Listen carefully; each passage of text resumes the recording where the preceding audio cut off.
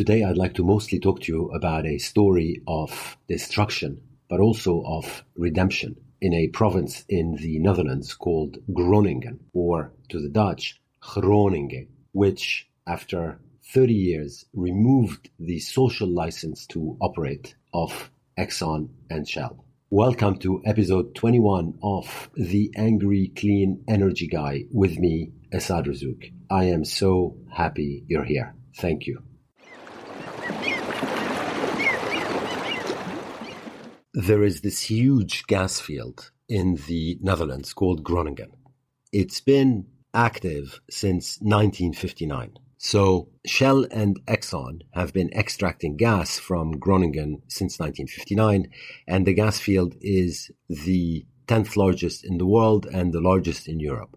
It basically generates natural gas equal to what Japan consumes. It's a very big number. Now, there's a long-standing problem with Groningen, and the problem is earthquakes. When you extract natural gas, you do it off of a gas reservoir, and then the more gas you extract, the emptier the space underground. Water then comes in, fills up the space, and the ground becomes unstable, and then that increases the chances of earthquakes. And in Groningen's case, this induced almost 1,400 earthquakes since 1991. That's 1,400 earthquakes. So clearly, the people living nearby have been complaining for decades, but they were completely ignored. Why? Because Exxon and Shell initially argued that, the earthquakes had nothing to do with them because the Dutch government was making money out of this, and because the science was being disputed in the same exact way that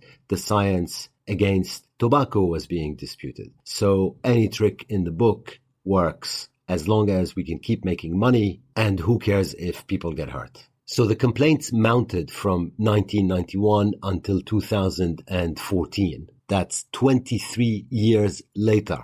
It took 23 years for the Dutch government to decide to start cutting output from the gas field and to pay compensation to people whose houses have been destroyed. And by the way, we're talking big numbers. There's been 90,000 homes damaged. There's been more than $10 billion in damages. And as I said before, there's been 1,400 earthquakes. So eventually, the Dutch government thankfully noticed and started to try and cut production. But of course, they completely ignored the people that were clamoring for production to stop, and production continued, and earthquakes continued as well. As recently as January 2015, which is only 4 years ago, not much had been done about any of the damaged buildings. And that's even though 200,000 people had their homes damaged because of the gas drilling by Shell and Exxon. Meanwhile, Shell and Exxon were using every trick in the book to cheat residents out of the compensation they were entitled to.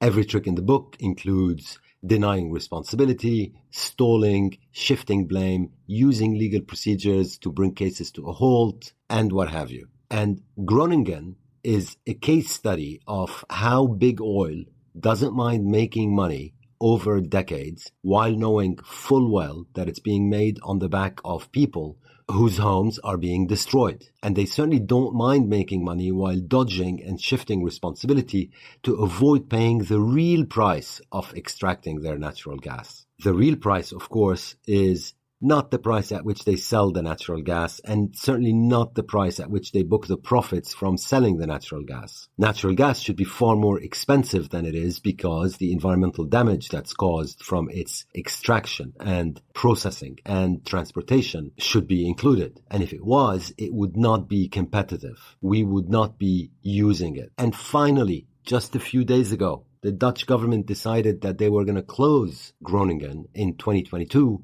instead of 2030. And by the way, the 2030 announcement was only last year. So last year, the Dutch government said they're going to close Groningen by 2030. And this year, they advanced the date by 8 years. And what the Dutch government certainly must not do is compensate Exxon and Shell for any loss of production before Exxon and Shell compensate the world and the Groningen residents for all the damage that's been done. It took 200,000 people to have their homes damaged because of Exxon and Shell for the Dutch government to finally put a halt to all this. And what's the moral of the story? The moral of the story is that extremely slowly, things are starting to change. Big oil is being hit by damages, and these damages will be orders of magnitude higher than what big tobacco had to pay for all the lies they propagated for decades. In the case of big oil, the critical factor in effecting change is going to be for them to lose their social license to operate. People extract gas because the citizens around where that activity is taking place are allowing it. People build extremely polluting coal-fired power plants because the citizens living around the coal power plants are allowing it. So once the social license to operate is withdrawn because of people pressure, the legal and regulatory measures turn out to be extremely costly for big oil and big gas and big coal. And Groningen gives me some hope in the sense that it seems that the tide is turning and that finally, extremely slowly, but still, there's been decisive action because the social license to operate of Exxon and Shell in the Netherlands, in Groningen, has been taken away by people pressure. And that's a very good thing. And what we need is for this to spread to the United States, to Asia, and to cover natural gas, but also coal and oil. And I'm not pessimistic. And the more social licenses to operate are withdrawn for coal and gas and oil, the more the cost of capital of these companies will go up, which means they will afford a lot less new coal plants and new gas plants and new refinery plants and new petrochemical plants, because the cost of financing all these plants will be out of reach. And that's what we need. We need their cost of money to go up. And it's most certainly going up because I don't know how many of you have heard, but Exxon, for example, which has been a component of the S&P 500 index since forever and in the top 10 since forever, is now out of it for the first time ever. What that means is that its market capitalization has shrunk relative to other stocks in that index. So the signs are all very clear. What we need is change to occur faster, much faster. But at least Groningen is, I think, a clear turning point, and it's encouraging.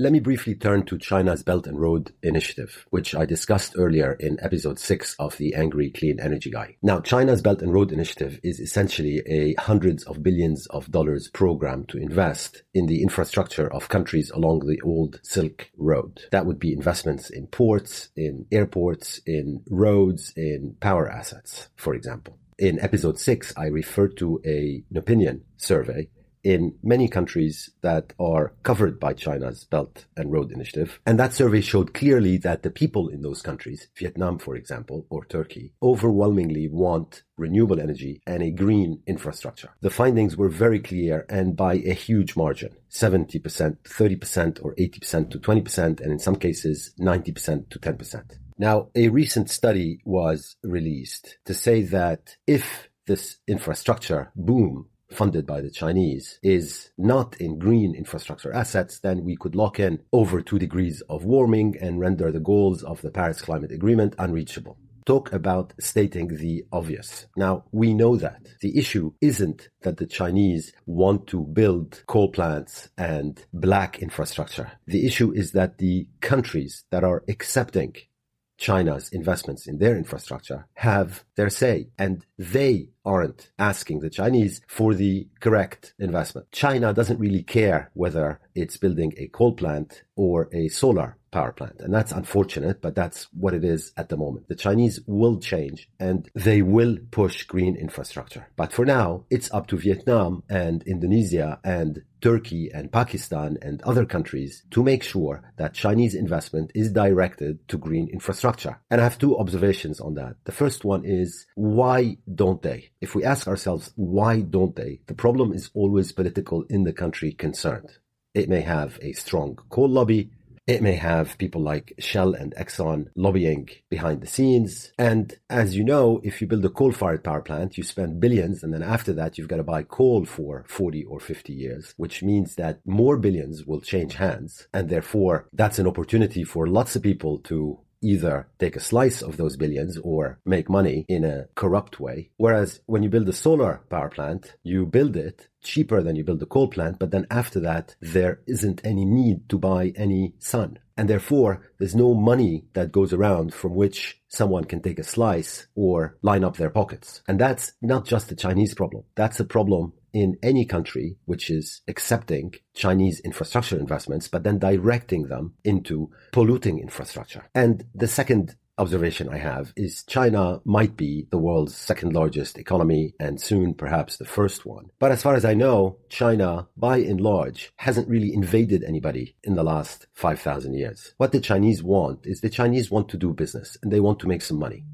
And so they're making an enormous amount of money available and expertise as well and technology to countries that need that money and the expertise and the technology. And because they don't generally interfere in other countries' foreign affairs, they're leaving it up to that country to work with them to select where that money goes. And so criticisms of China's Belt and Road Initiative, which state the obvious, instead of addressing the root causes of why we're still building fossil fuel infrastructure, miss the mark hugely, in my view. We've got to do far better than that instead of fear-mongering about the Chinese. And the Chinese themselves, anyway, want a green infrastructure worldwide. Look at what they're doing in their own country. They're now number one in solar power, number one in wind power, number one in the manufacturing of solar panels, number one in the manufacturing of wind turbines, number one in electric cars, and generally by a big margin. So let's work with the Chinese and let's make sure that we don't shift blame to China when the problem is, generally speaking, dysfunctionality and politicians that aren't doing their job in many of the countries that are the recipients of Chinese largesse.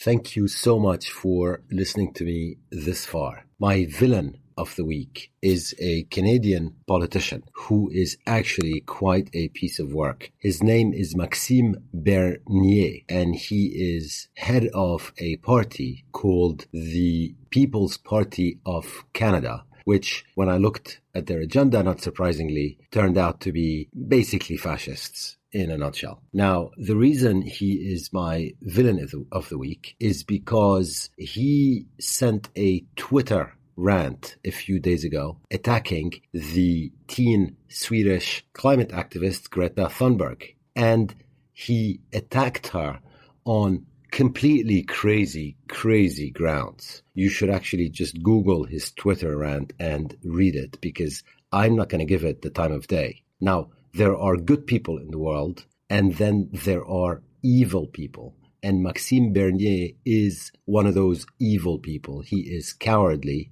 attacking a teenager, standing for all the teenager of the world, precisely because people like him are both enabling the destruction of planet Earth and spreading hate and propaganda at the same time. Shame on you, Mr. Bernier. And then, not surprisingly, my hero of the week, probably my hero every week, is Greta Thunberg, because she is absolutely amazing. I mean, what she's done in a year in terms of raising awareness for climate action beats what has been going on around the world for 40 years. And this is culminating soon in the climate strikes of 20 September, because the one thing that we've learned is that even though fossil fuels are destroying Earth and are destroying our habitat and our ability to survive in this habitat, nothing is being done to speak of to roll them back, because the data is very clear. Emissions are continuing to rise. And all of the climate action to date over the past 40 years has led to basically nothing, since emissions continue to rise. Then comes Greta, who actually is a Jeanne d'Arc-like symbol, who does everything incredibly well with no hypocrisy whatsoever,